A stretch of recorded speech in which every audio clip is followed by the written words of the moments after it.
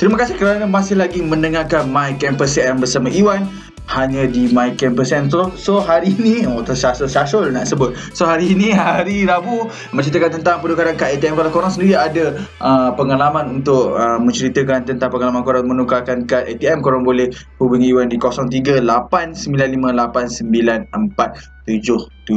So hari ini Iwan ingin ceritakan tentang penukaran kad ATM. Mungkin korang sendiri pernah ada pengalaman pergi tukar kad bank atau sana. Macam Iwan sendiri, kalau tukar kad, Iwan paling suka tukar kad tukar kad Maybank sebab sangat senang. Dia siap ada mesin dia kan, just masuk IC, letak thumbprint, and then dah keluar terus kad yang baru. Itu antara alternatif yang terbaik jugalah buat Maybank. Dan Maybank juga, apa yang Iwan nampak, dia siap buat penukaran kad melalui Maybank to you. Dan ia senang jugalah. Dan ada beberapa soalan juga yang ditanyakan di dalam website Maybank to you tu, yang ada yang korang boleh tahu. Contohnya, antara soalan yang selalu ditanyakan, adakah bayaran atau cas dikenakan atas pertukaran kad debit Maybank yang baru? Jawapannya adalah tidak. Kad akan dikeluarkan secara percuma. Ini percuma sehingga 31 Disember je. Selepas daripada 31 Disember ni akan ada charge, iaitu penukaran kad baru. Mungkin kad anda akan sebab Iwan pernah dah tanya tadi kepada pihak CIMB, dan dia kata sebenarnya akaun tu bukan tak aktif, akaun masih aktif, cuma kad je masih macam orang kata tak boleh guna. So nak tak nak macam sama juga kan, still kena tukar kan. Itu antara yang dikatakan lah. Maknanya korang tak perlu risau, sebab kalau macam dulu yang dah tukar awal memang ada secara percuma. Mungkin yang baru ni ada juga charge untuk penukaran kad. Lepas tu ada juga tanya, bagaimana pula pembayaran tanpa sentuh dengan Visa, PayWave dan Mastercard contactless, iaitu pembayaran tanpa sentuh. Anda akan diminta untuk memasukkan PIN untuk transaksi melebihi 250. Untuk transaksi 250, PIN atau tanda tangan tidak diperlukan. Maknanya atas 250 memang memerlukan tanda tangan. Lepas tu ada juga yang tanya, bolehkah penipu ataupun pencuri mencuri kad Maybank dan menggunakan sehingga akaun Maybank tu dikosongkan? Tapi untuk pendengar semua, korang jangan risau, kerana terdapat ciri-ciri perlindungan dan keselamatan yang dapat mengurangkan penggunaan kad tanpa sentuh yang hilang atau dicuri oleh penipu. Had transaksi tanpa sentuh minimum yang serendah 250 memudahkan transaksi yang melebihi had minimum tidak dibenarkan tanpa pengesahan dari pemegang kad PIN atau tanda tangan yang sah. Itu korang tak perlu risau, sebab memang telah diberikan ciri-ciri keselamatan terhadap orang kata waktu penukaran kad ATM. Itu yang boleh dikatakan kenapa korang jangan risau dalam menukarkan kad ATM. So korang semua yang kat luar tu dah tukar ke belum? Sebab kalau tak tukar tu agak orang kata akan menyusahkan diri balik, sebab korang sendiri akan orang kata nak buat transaksi pun susah. Sebab bagi Iwan lebih kalau korang dalam masa terdekat, kalau korang sendiri boleh menukarkan kad ATM, Iwan menggalakkan korang sendiri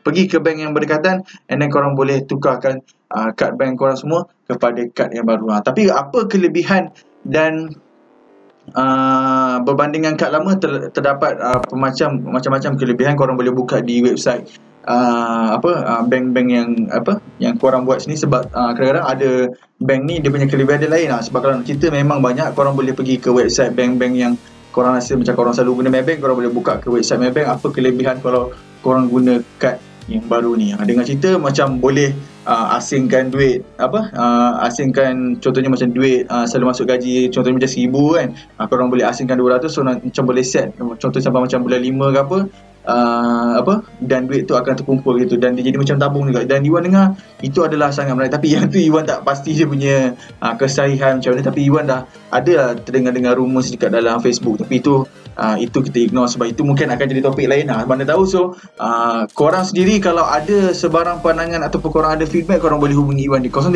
03-895-89477 hanya di My Campus CM.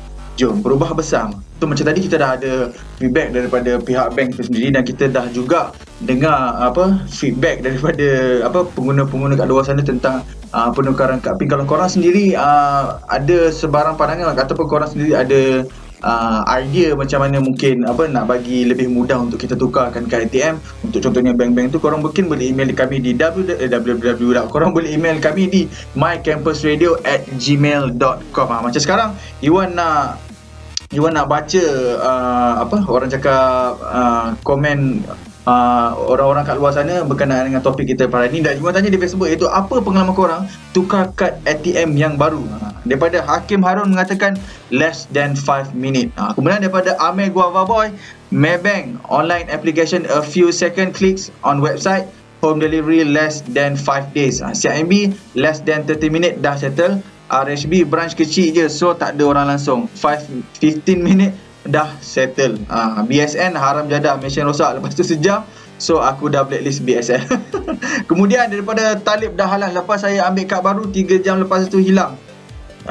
Dengan dompet aku pun hilang sekali, Binawai punya kad.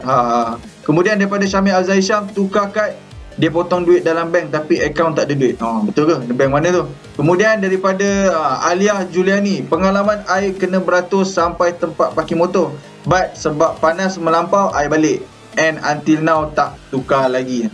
Alia Juliani tu cepat pergi ke bank yang berdekatan, tukar kad anda dengan segera. Kemudian last kali daripada Nur Fahar, kena suruh dengan orang bank tu sendiri sebab time tu tak ramai orang, terus buat sekejap je. Itu antara komen-komen daripada orang-orang yang kat luar sana. So kalau korang sendiri ada rasa macam pengalaman korang mungkin boleh share dekat Twitter kami, dan Iwan akan reply secepat mungkin.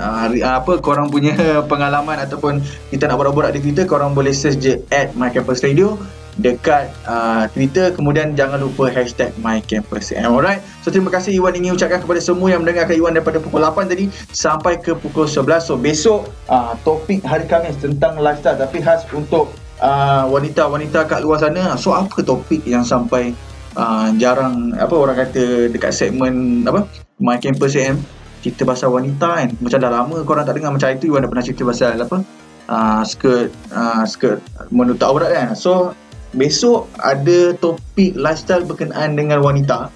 So kalau wanita-wanita kat luar sana nak tahu apa topik besok, Iwan akan ke udara bersama DJ Zati, sebab dia yang orang kata wanita, takkan Iwan pula nak cerita pasal wanita kan. So dia kena cerita pasal wanita. So kalau korang nak tahu, besok korang kena dengarkan Iwan dengan Zati daripada pukul 8 hingga pukul 11 di My Campus AM. Alright, so terima kasih kepada semua pendengar.